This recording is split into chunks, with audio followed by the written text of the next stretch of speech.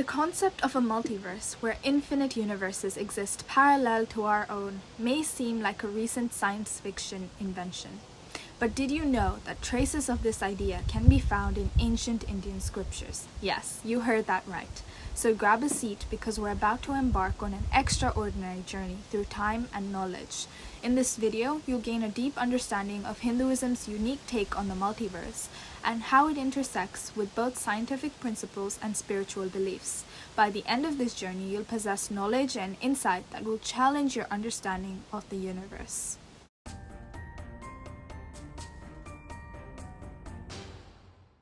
But this journey isn't without its own challenges. The concept of the multiverse is intricate and may be challenging to grasp. To truly appreciate the connection between the multiverse theory and ancient Indian wisdom, we must first understand what the multiverse theory is all about. The extensive research I conduct on every video will leave you, my dear audience, with a holistic and detailed understanding of the insights Hinduism has to offer in the harmony between science and spirituality. So what is the multiverse theory? The multiverse theory basically suggests the idea that our universe might not be alone. There could be countless other universes out there, each with their own laws of physics and possibilities. This notion has captured the imagination of scientists and philosophers for centuries, but ancient India might have already hinted at such a cosmic concept. Now let's understand the basic elements of the theory and what it's about. The multiverse concept really took off when modern scientific theories attempting to explain the properties of our universe ended up predicting the existence of other universes where events can take place outside our known reality. Our understanding of reality is not complete, says scientist from the University of Stanford, Andre Lind. If they exist, those universes are separated from ours, unreachable and undetectable by any direct measurement.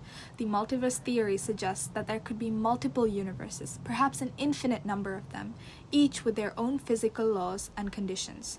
These universes may exist parallel to ours, and some might even be on radically different planes, which we cannot conceive. But why do scientists think that there could be more than one universe? We cannot explain all the features of our universe if there's only one of them, they say. It's possible that we're just one of many universes that are different, and we live in the one that's nice and comfortable. They're all overlapping in dimensions we can't access. So far, the evidence supporting the idea of a multiverse is purely theoretical, and in some cases, philosophical. Some experts argue that it may be a grand cosmic coincidence that the Big Bang forged a perfectly balanced universe that is just right for our existence. Other scientists think that it is more likely that there are many universes and we just happen to inhabit the one with right characteristics for our survival. Scientists also argue about whether the multiverse can even be empirically testable. Perhaps we just haven't figured out the right test. The stakes are high as we journey through science and spirituality, attempting to connect the dots and understand the multiverse as seen through the eyes of Hinduism. We have the opportunity to see how science and spirituality can coexist and broaden our understanding on the interconnectedness of those aspects of knowledge. By the end, you'll have a transformed perspective, bridging the gap between these seemingly distinct worlds. The Vedas, which are among the oldest sacred texts in the world, contain verses that hint at the existence of multiple worlds and dimensions. In the Rig Veda, which was written around 12th century BCE, we find references to Brahmanda, the cosmic egg, which could be seen as a universe within a larger universe. The idea of nested realities might remind you of the multiverse theory. As I promised in the beginning, I aim to keep this video highly informative. So I am now bringing out stories from the Puranas, quotes from the Vedas, and more to illuminate this path, providing their references as a guiding light. You'll gain interpretations that will help you navigate the intricate terrain of the multiverse. Let's start with the Puranas. According to the Vishnu Purana, Lord Vishnu sleeps in the cosmic ocean, and while he dreams, universes are born from the pores of his skin. It states, how then does a single unmanifest give rise to a vast manifested multiplicity? Clearly, creation as a process needs space, time, and power. These universes exist independently, just like the concept of parallel universe in the multiverse theory. Another such story is the story of Brahma and Krishna in the Puranas. Brahma, the creator of our universe, once tried to test Krishna when he was playing with his friends and calves. Brahma kidnapped all his friends and cattle and took them to Brahmalok and hid them there.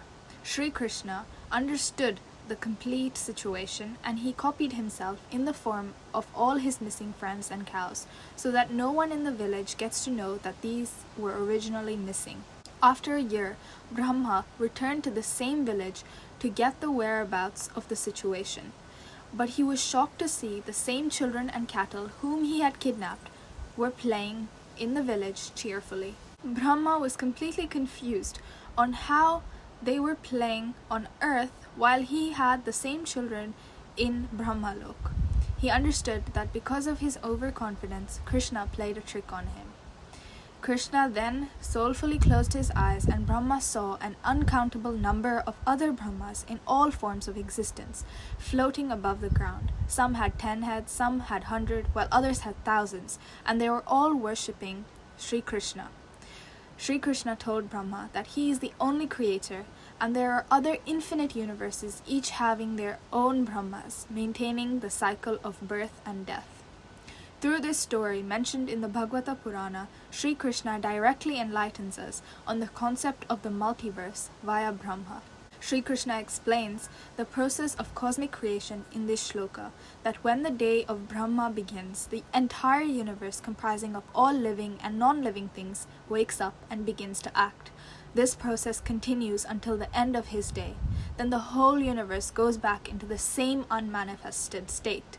Since each Brahma is in command of his own universe, it applies to the complete multiverse. It is stated that around 4 billion years on earth make up for one day in Brahmalok. The Upanishads, the philosophical gems of ancient India, delve even deeper into the multiverse concept. They speak of Lokas, or worlds beyond our earthly realm. For instance, the Chanda Yoga Upanishad mentions the world of Brahma, where time flows differently, resembling a separate universe.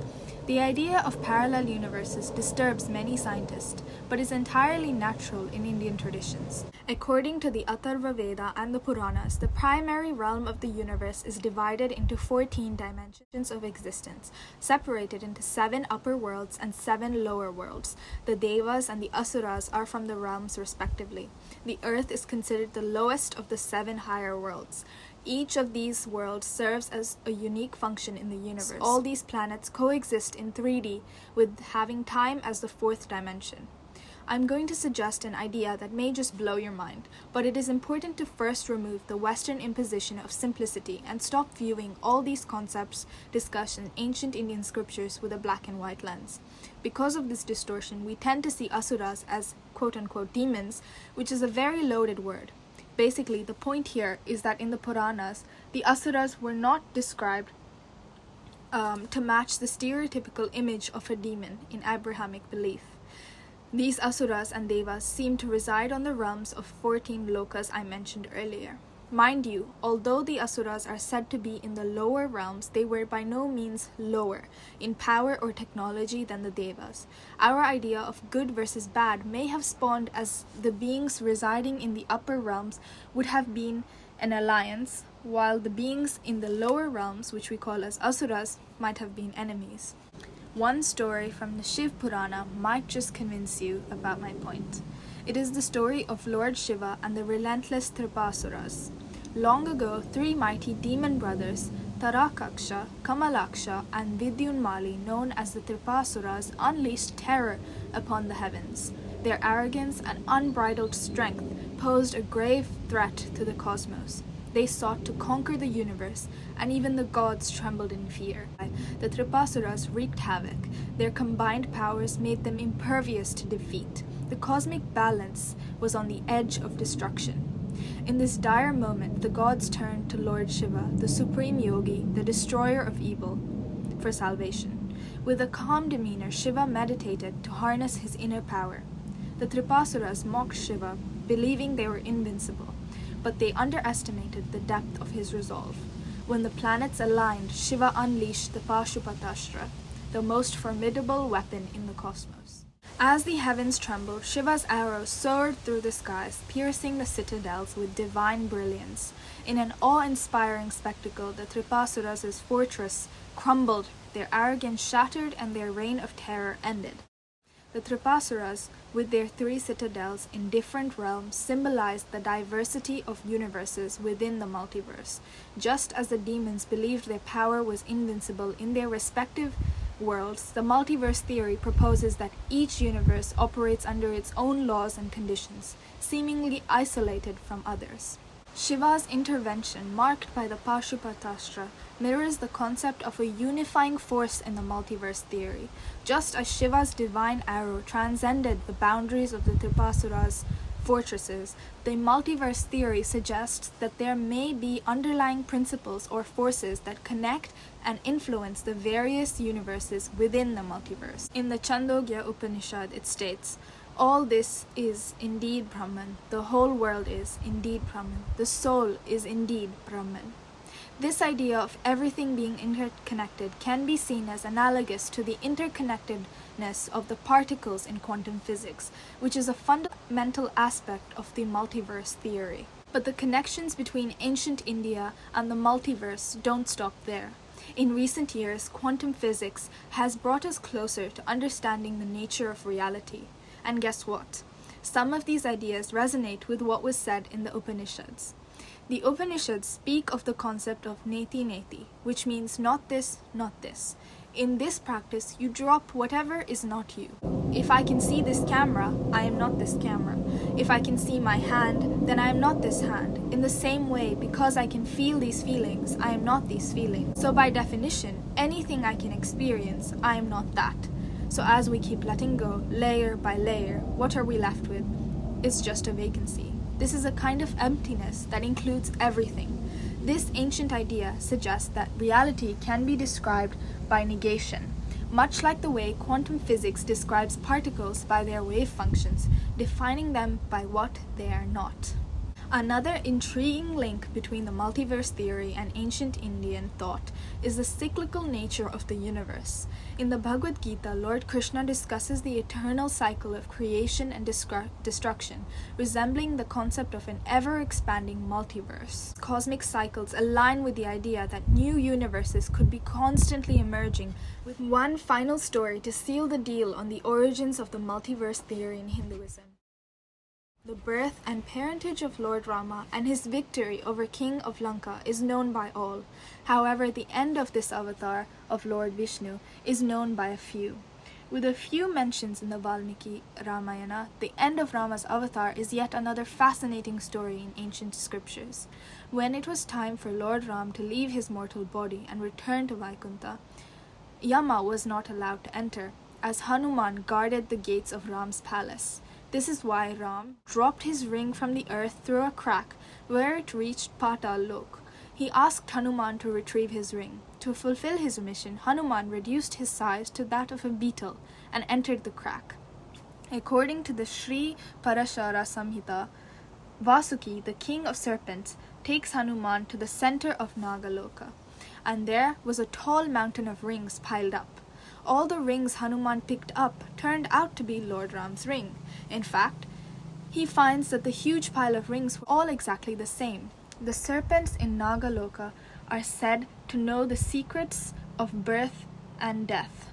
Vasuki explains, "This world we live in goes through cycles of life and death. This was not the first time Ram had sent Hanuman to find his ring, and this will not be the last." So, you might be wondering, why are these ancient scriptures so significant in the context of the modern multiverse theory? Well, these texts provide a glimpse into the profound understanding of the interconnectedness of all things, which aligns with the essence of the multiverse theory in modern physics.